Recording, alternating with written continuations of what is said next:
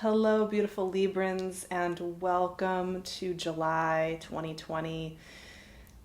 This is a powerful one. July, in many ways, is one of the most powerful months of the year. We've had a lot of those, obviously, but there's something about July that is very poignant. And especially for cardinal signs, this is going to be a month of, there's a lot of activations going on in cardinal signs. Of course, it's Cancer season, so a fellow cardinal sign, it's highlighting as the sun moves through Cancerian energy. It's going to be highlighting, who you are in the world, how you share of your gifts, how you show up at the table, right? And kind of how that expresses itself in how you put that energy outward.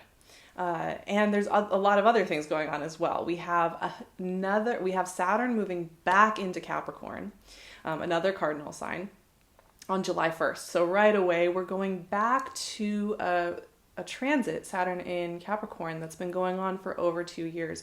And we're having one last little dose of this energy until December, and at which point it will be moving forward into Aquarius again. So we have Saturn moving back into Capricorn, fellow cardinal sign in your fourth house of what really matters to you internally. We have a full moon in Capricorn that's also a partial lunar eclipse on July 5th, also in that what matters to you on the inside. And then we have Chiron going retrograde in another cardinal sign of Aries, your opposite sign. So Chiron is going to be helping you heal and integrate and become true to who you are and to work in ways that feel really empowering to you. Chiron is hanging out in Aries for quite a long time and will be doing this kind of retrograde every year. So you're going to get a chance to work with this energy every year consistently. That's happening on July 11th. Mercury goes direct in Cancer, another cardinal sign, on July 12th. And then there's another new moon in Cancer. This is the second Cancer new moon that we're going to be having this year in a row on July 20th. And then Leo season begins and we move into energy that I think in some ways is a lot less challenging for you and a lot more supportive of you and a lot more playful for you. So the first part of this month, though, is just going to be activating all your fellow cardinal signs all around you. So that's going to have everything to do with who you want to be in this world. And the message that came through for me when I felt through Libran energy this month was that, this is a time of deep healing and integration, as these things are happening, as Saturn and this full moon in Capricorn with this eclipse and Chiron are doing all this work. They're encouraging you to heal. They're encouraging you to really bring forward what it is deep down inside here out into the world, right? And this is a month, and especially as we move through Cancer season, one of my favorite times of year actually, but very deep work going on in Cancer season, especially with the Mercury retrograde. It's important to take that deep breath during those first few weeks all the way through to the Cancer new moon and feel emboldened and empowered to move forward with what you have learned in previous years, previous months, maybe the first half of this year you learned a lot. This is a moment to take a breath and to heal and to integrate and to trust yourself and to move forward. 10 of Wands and 3 of Pentacles showed up. I'm going to be pulling 7 cards here. The Star. We're going to keep it simple. We're going to keep it crisp. We're going to keep it clear. Page of Wands. 3 more cards. So this is a moment, and it takes bravery, right? And it takes self-compassion to, know everything that you've learned, everything that you've taken in, maybe over the last couple of years, also maybe just over these last 6 months, and choose to be worthy of moving forward. Hierophant. Ooh.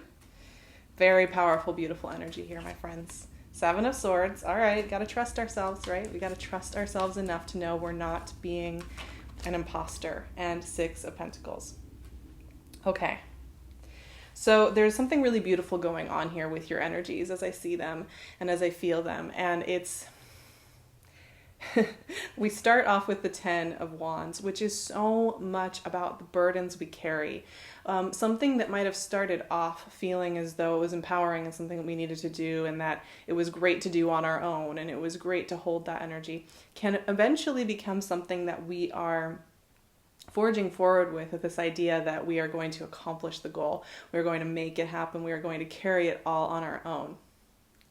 And that thing that was once virtuous becomes the thing that's holding us back and holding us down. So 10 of Wands is always inviting us, where are we kind of like refusing help, refusing to be seen fully for who we are, refusing to ask for help, refusing to just put this down. Now, this doesn't have to be like actual physical labor. Maybe it is. Maybe you're working a lot, or maybe you're feeling overtaxed or overworked or underhelped. That's absolutely something that could be coming up. This can also be how we do this to ourselves, just in our little routines, and how we don't invite others in, right? We don't let others come in to help us.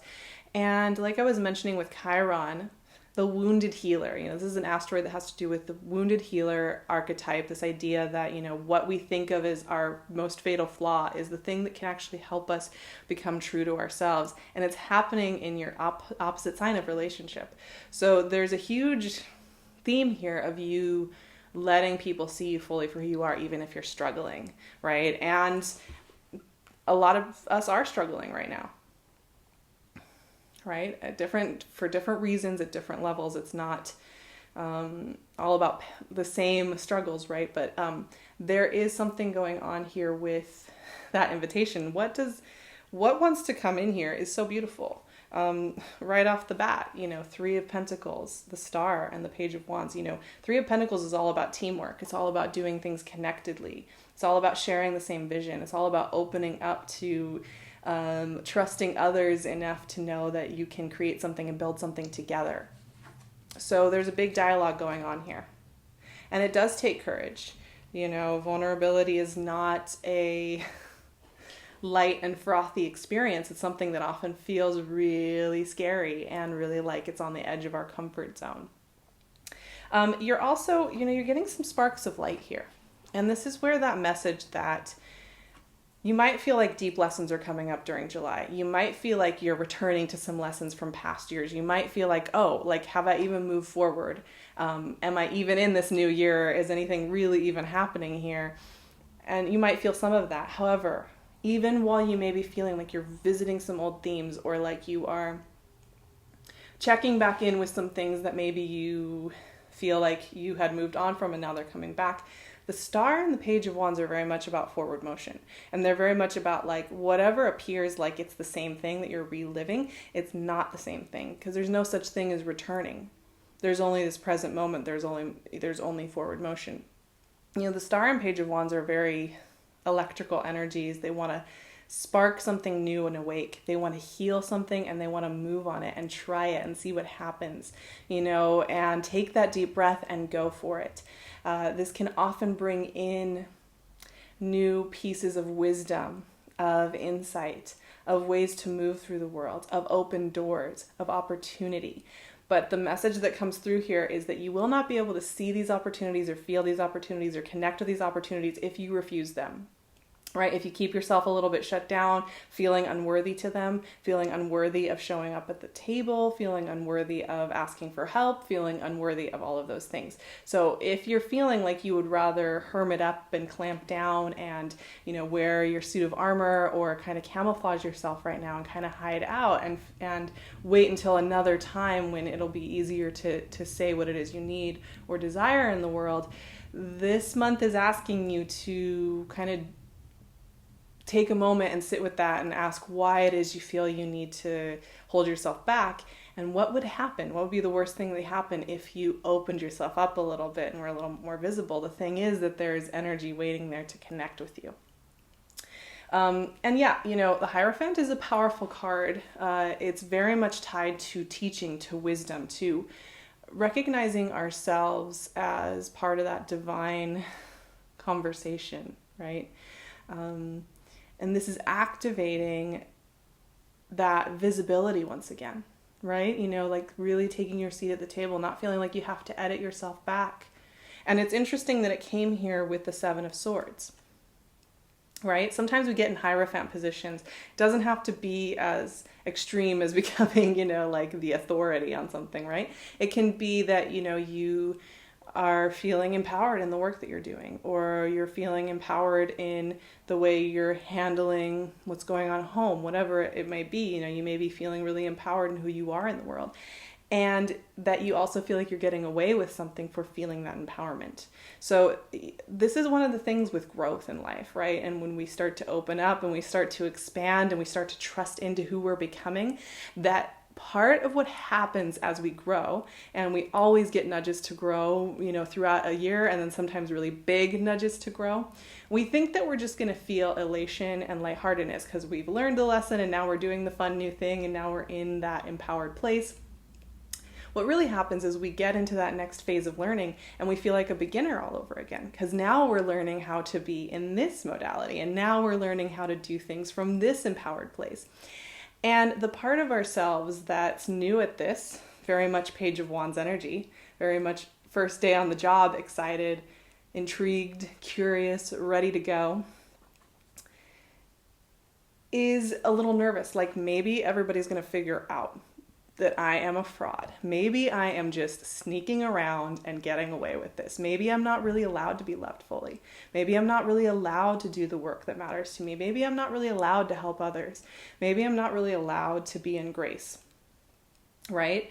That feeling often comes up when we have grown into the next cycle of our lives.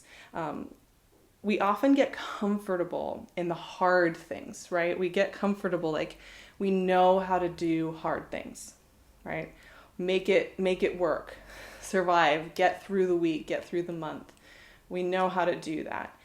When something starts to move in our favor, we start to move in a place that's very full of integrity to who we truly are and how we want to be in our relationships and how I want to be in the world and how I want to contribute to the world. That is when sometimes we have most discomfort because we haven't been trained culturally to trust into that so much, right? So there is a theme coming up here. Now your final card is Six of Pentacles, such a perfect card for the pop astrology version of Libra, right? The balance. But that's what's so funny. Often, the energy that we have maybe dominant in our chart, like Libra, it's often we're learning the skill set of whatever energy that we come into the world with, not that we've necessarily mastered it every time, right? And so often there is going to be a call for you to find what that balance is, to find that equanimity. Now, Six of Pentacles is like not about extremes, right? And there's some extremes in these cards. Ten of Wands is an extreme. Hierophant is an extreme. And Seven of Swords is an extreme, and even Page of Wands is an extreme. These are extreme ends of the spectrum.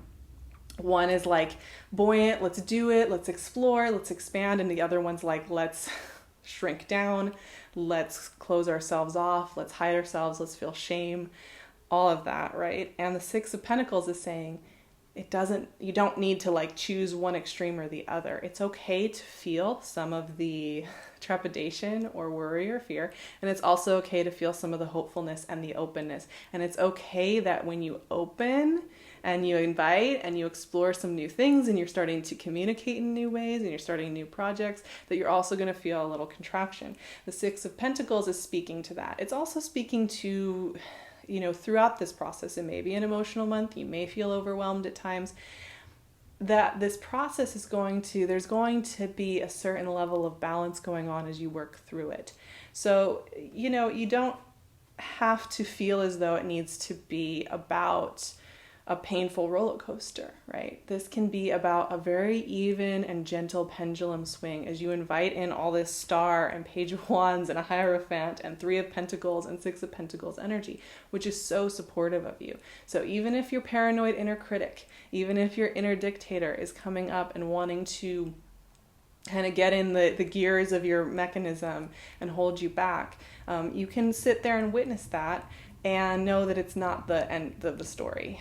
One of the themes that's coming up in July and really until the end of the year with Saturn returning to Capricorn, authoritarian rule, both both in the very practical, real sense of authoritarian rule being an issue in the world right now, and also within ourselves, is going to be coming up. And you may be feeling a surge of that coming back up in you. You know, we all have our inner self-disciplinarian, and we all have different levels of health within that inner self-disciplinarian. But one of the lessons we're learning during this month is that Cancerian loving mothering energy is very fierce, is very clear, is very strong, is going to show up and is going to try. But it is also not about imprisoning, caging, and holding grudges, but is about flowering into something new. So, you know, you may find that there is that resurgence of some of that feeling